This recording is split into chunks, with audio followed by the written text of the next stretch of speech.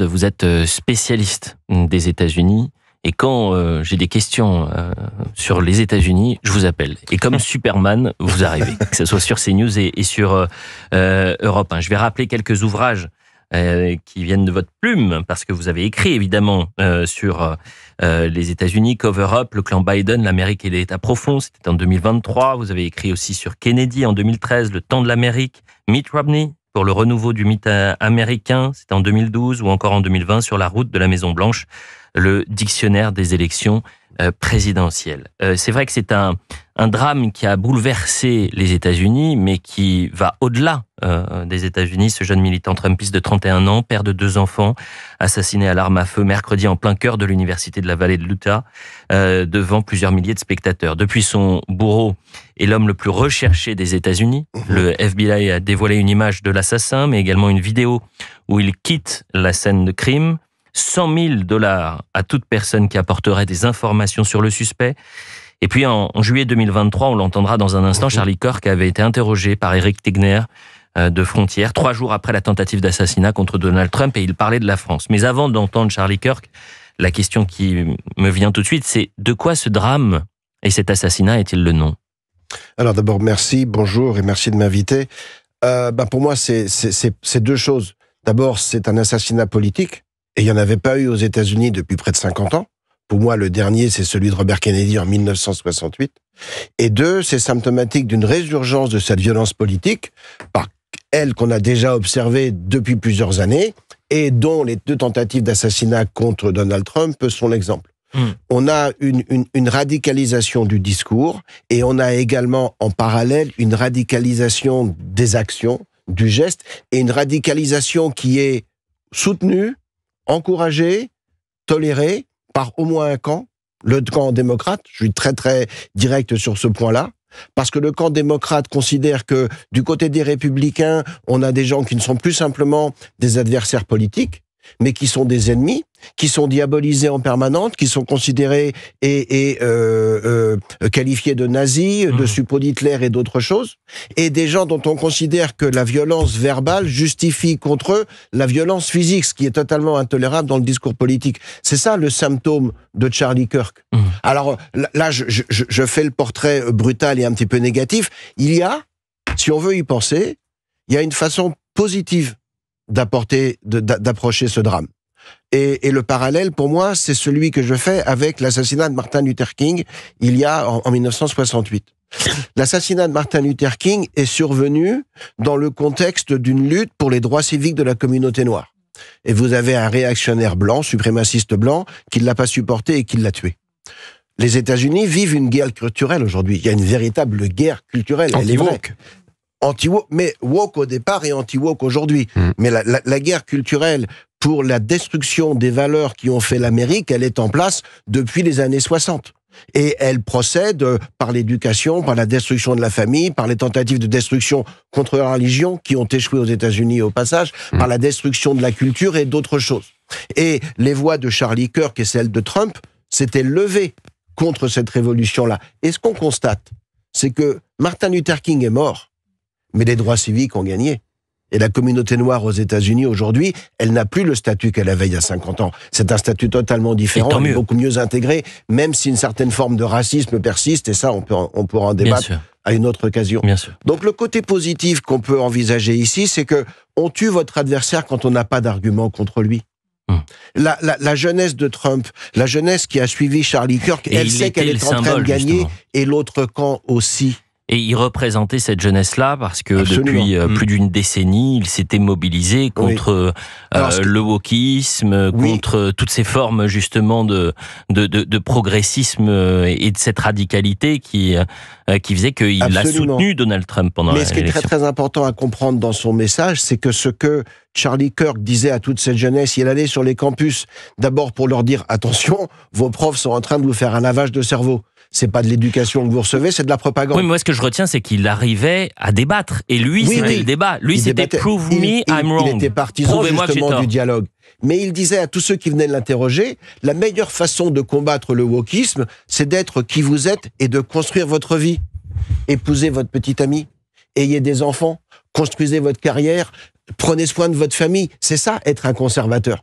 Et c'est ça qui était merveilleux dans son message. Il n'était pas pour le combat. Il disait, n'allez pas manifester, n'allez pas détruire, c'est pas le but.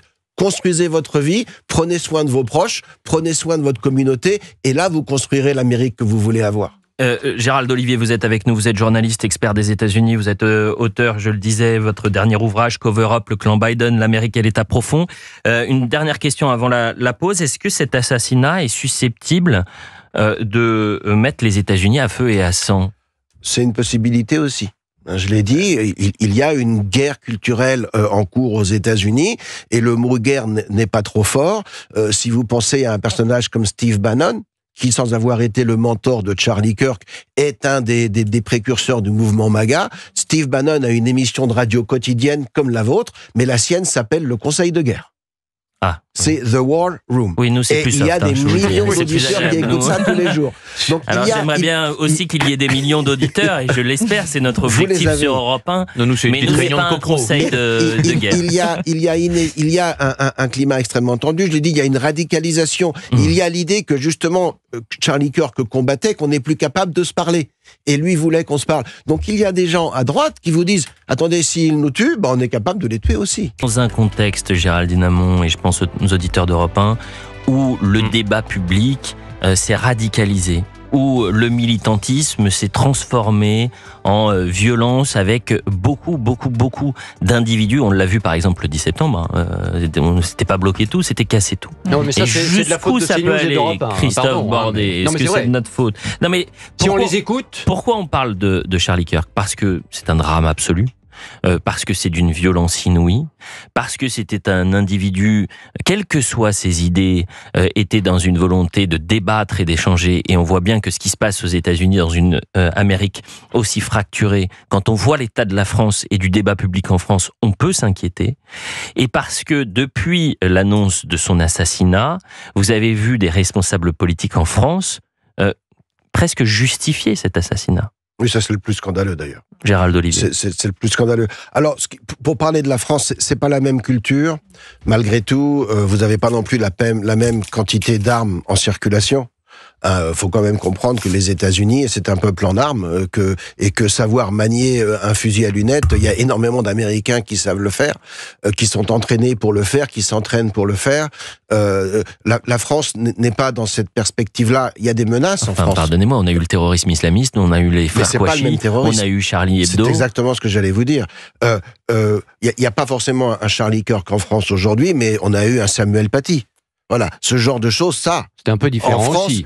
J'en suis pas convaincu, parce que c'est un personnage public qui est face à une situation, il a des élèves, il remplit son rôle. Charlie Kirk, c'était un communicateur qui avait des gens autour de lui, qui allaient en permanence dans les campus, qui se mettaient en danger. Il savait. Là, il a été tué, Gérald Olivier, je pense, dites-moi si je me trompe, c'est que Samuel Paty, pour le coup, c'était un professeur, mais qui faisait de la liberté d'expression. Et oui, et c'est pour ça qu'il a été tué. Une valeur cardinale. Oui, et c'est pour ça qu'il a été tué. Mais c'est parce qu'il voulait présenter ces valeurs-là et les enseigner à ses élèves qu'il a été tué. Vous avez raison, Gérald Olivier. C'est pour ça que vous faites ce parallèle. Et c'est la raison pour laquelle Charlie Kirk a été tué. Il a été tué parce que il osait proposer un modèle à des étudiants que la gauche rejette. Il osait dire, excusez-moi, mais entretenir sa famille, le droit à l'avortement, on le respecte, mais on peut aussi défendre le droit à la vie. Défendre les frontières du pays, c'est une cause noble. Et vous imaginez quand même qu'à Bruxelles, au Parlement européen, on a refusé, du côté de la gauche, des parlementaires européens de gauche, ils ont refusé une minute de silence et de rendre hommage donc à Charlie Kirk et à cet assassinat politique. Et macroniste. Madame Loiseau. Pour moi, la gauche et la macroniste, c'est la même chose. C'est Madame Loiseau qui présidait hier. Oui, mais c'est la même chose. Ça, c'est à leur Quand je dis la gauche, je pense au macronisme, bien sûr. Honte. C'est à leur grande honte. Mais vous comprenez bien, est-ce que, tiens, je vous ai pas posé une question qui est fondamentale, est-ce que c'était un homme d'extrême droite, Charlie Kirk? Mais pas du tout. Mais pas du tout. Alors c'est du Parti républicain. Voilà, si Charlie Kirk est d'extrême droite, tout le Parti républicain est d'extrême droite. Alors il y a une certaine gauche qui va vous dire ça. Mais les valeurs de l'extrême droite sont par nature des valeurs antidémocratiques. Alors que Charlie Kirk était, lui, quelqu'un qui respectait les institutions et s'il voulait entretenir le dialogue et s'il voulait justement, il disait, il a publié une interview, on savait pas qu'il allait mourir et il y a un portrait de lui qui allait paraître dans un média américain. Et il disait, moi, ce que je veux éviter, c'est justement la révolution. J'insiste et j'enseigne à tous les gens qui viennent m'écouter, ce que je vous disais tout à l'heure, construisez votre vie. N'allez pas détruire le monde, parce qu'en détruisant le monde, c'est vous que vous allez détruire.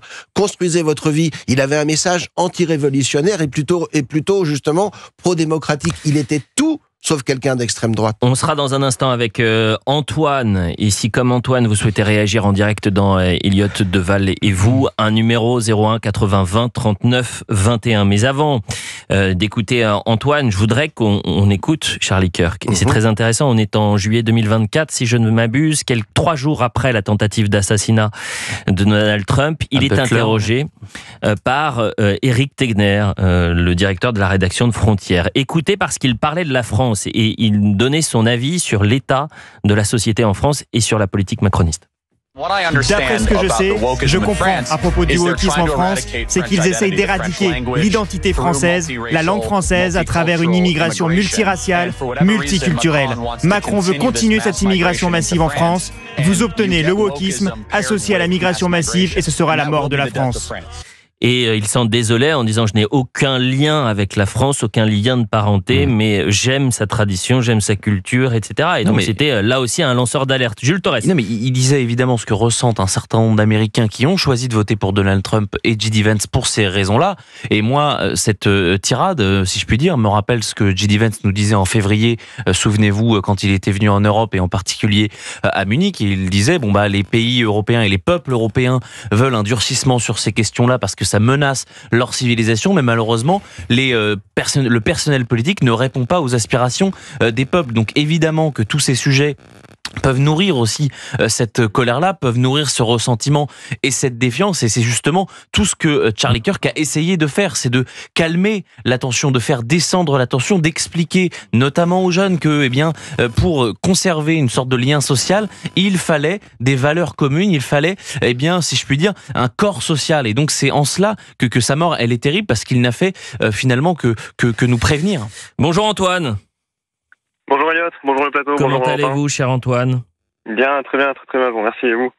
En pleine forme, je vois que vous avez 32 ans, donc on est peu ou prou de la même génération. Charlie Kirk était aussi un jeune homme de 31 ans. Donc, et je dis souvent, c'est une génération, nous on a grandi, on a été biberonnés au vivre ensemble. C'est-à-dire que jamais, moi je me suis posé la question de l'identité de mon voisin, de sa religion. C'était une société ouverte et on a grandi dans cet espace bienveillant. Et on a été les premiers témoins à partir de notre adolescence, de cette France qui se fracturait de plus en plus, ce qui s'est finalement communautarisé. Et aujourd'hui, j'imagine que vous êtes en souffrance en voyant cela. Vous avez beaucoup suivi Charlie Kirk, et quel regard vous portez sur le traitement médiatique qui est en effet en France? Et la question qu'on se pose, c'est est-ce que malheureusement, on pourrait vivre un tel drame sur notre sol, Antoine? Le traitement médiatique qui est fait en France, il est assez affligeant, puisque au-delà, donc heureusement qu'il y a, j'ai envie de dire, votre antenne pour en parler, en fait, on peut rétablir cette vérité-là, puisque effectivement, quand on entend des personnalités politiques ou des médias qui disent que c'est une personnalité d'extrême droite, que finalement ils pourraient l'avoir bien cherché, que la haine appelle la haine, que c'est l'intolérance qui provoque le ressentiment et qui peut emmener vers ces comportements-là. C'est juste, je sais même pas, en fait, ils essaient de justifier ce qui est arrivé, ou ils essaient d'expliquer, ou juste maladroitement. C'est triste. Franchement, je trouve ça profondément triste, parce que on a perdu l'aspect justement, l'aspect débat, l'aspect explication, l'aspect réel, l'aspect. Et puis la confrontation d'idées, cher Antoine. En fait, ce qui serait intéressant, c'est d'avoir un Charlie Kirk et l'opposé de Charlie Kirk autour d'un plateau et de pouvoir débattre. Et de là, les auditeurs, les téléspectateurs ou les abonnés à ces chaînes YouTube ou que sais-je, eh bien, Dailymotion pourrait se faire un avis. Et c'est ce qui est aujourd'hui en train de nous manquer. Une dernière question avec vous, Antoine, parce que nous, ce qu'on essaye de comprendre, c'est est-ce que ça peut nous arriver en France? Est-ce qu'il peut y avoir dans les mois, dans les années à venir, un Charlie Kirk français? C'est tout ce que je souhaite. C'est tout ce que je souhaite. Mais...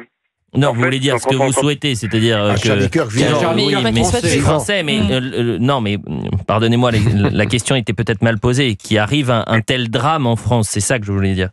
Ah, pardon. Non, clairement pas. Non, il faut surtout pas qu'on en arrive là, parce que à partir du moment où on en arrive à la violence, c'est qu'on a laissé tomber l'intelligence, on a laissé tomber le débat, on a laissé tomber la confrontation verbale. C'est la plus grande défaite qu'on puisse connaître. Je vais me permettre, si vous voulez bien, de justifier ma première réponse, puisque est-ce qu'on peut avoir un Charlie Kirk français, c'est-à-dire une personnalité comme Charlie Kirk qui ouvre la voie à l'explication, au débat intellectuel et qui pousse dans cette direction-là? C'est quelque chose à souhaiter. Mais il y en a, quel que soit les bords. Attendez, pour le coup, en France, sans citer qui que ce soit, quel que soit le bord politique, d'ailleurs, il y a des intellectuels de gauche comme de droite, des jeunes intellectuels ou des jeunes politiques qui aujourd'hui, des militants, qui essayent d'apporter leur vision de la société. Ce qui est terrible, c'est que aujourd'hui, l'université française pour débattre. Voilà, c'est ça la difficulté. Je vais prendre pour Éric Tegner, par exemple, qui est journaliste, mais qui c'est une forme de journalisme aussi engagé, il l'assume complètement. Éric Tegner ne pourrait jamais aller faire une conférence à Nanterre, à la Sorbonne ou que sais-je. Et aujourd'hui, sa vie est menacée. D'ailleurs, son témoignage était bouleversant ce matin. Et hier sur Europe 1, puisqu'il dit « j'ai peur ». Juste une chose quand même. 30 secondes vraiment, parce qu'après on parlera. Il y a un moment, si vous voulez, où c'est difficile de débattre quand vous êtes menacé de telle manière. Alors là, sur les réseaux sociaux, vous avez parlé de Tegner qui, lui, a été directement agressé quand même ces derniers mois par une personne. Cet été. La violence, elle est véritablement très très présente. Et attention, il y a quand même des partis qui soufflent sur les braises. Et il faut on le va rappeler. peut-être pas les citer, on peut les citer, je ne sais pas. Vous n'avez pas besoin de les citer, puisque tout le monde sait de qui vous parlez, cher Christophe.